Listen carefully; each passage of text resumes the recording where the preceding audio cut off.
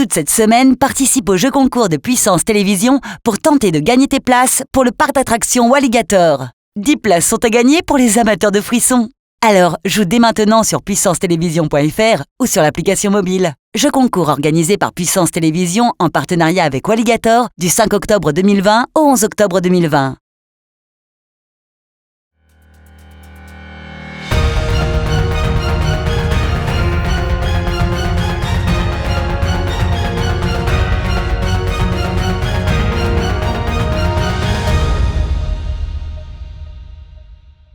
Bonsoir à tous, nous sommes le dimanche 11 octobre, soyez les bienvenus pour une nouvelle édition du Journal Week-end, place au titre.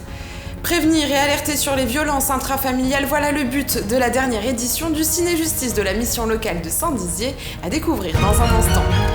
Se dire oui pour le meilleur et pour le pire, découvrez la pièce de théâtre Oui qui raconte les péripéties de l'organisation d'un mariage, c'était cette semaine au Théâtre de la Forgerie à Vassy.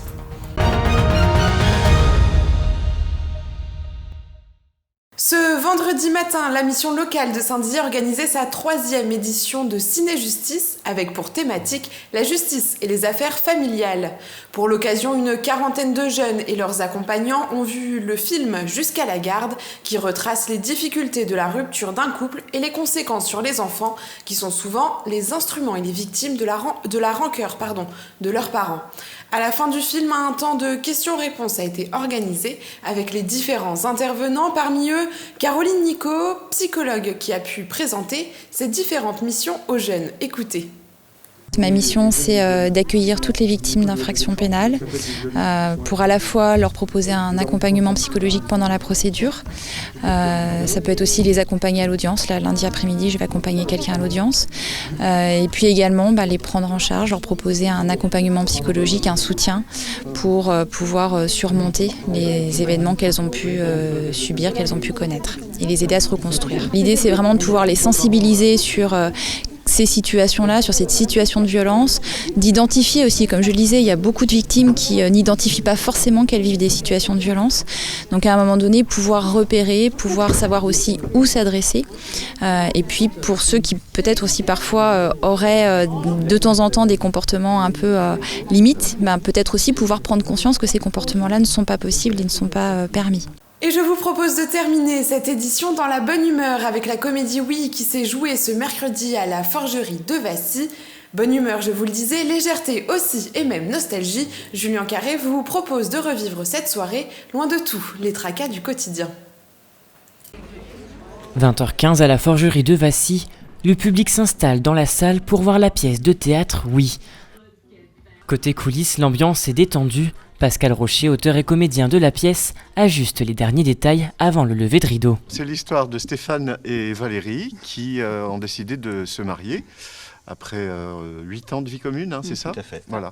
Et pour ça, ils font appel à un wedding planner parce qu'ils sont un petit peu dépassés par l'organisation de ce mariage. Mais le wedding planner auquel ils font appel est spécialisé dans les mariages gays.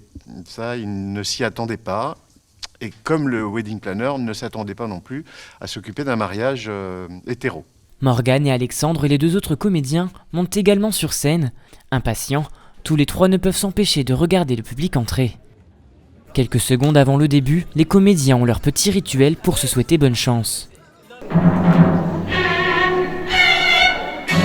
La musique retentit, les lumières se baissent et le rideau s'ouvre. C'est parti pour 1h20 de spectacle.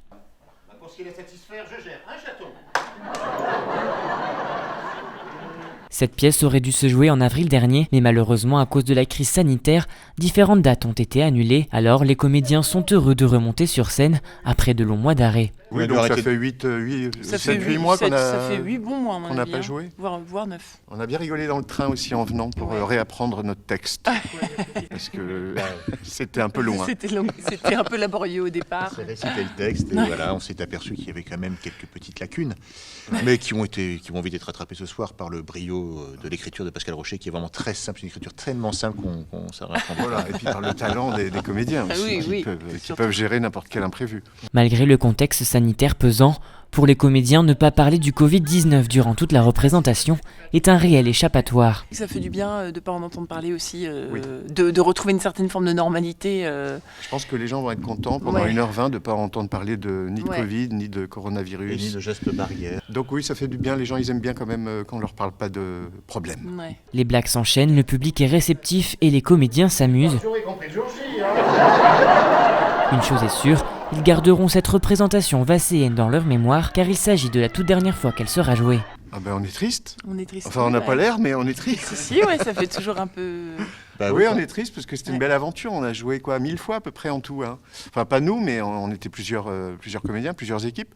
Mais on en a fait pas loin de 1000 en tout entre Paris et les tournées. Donc oui, c'est une grosse aventure qui s'arrête. Ça fait toujours un peu de peine. Et surtout, on a au-delà des 1000 dates, on a surtout beaucoup rigolé pendant ces 1000 dates, donc c'est ça qui est toujours Oui, aussi on un a peu... beaucoup rigolé. Ouais.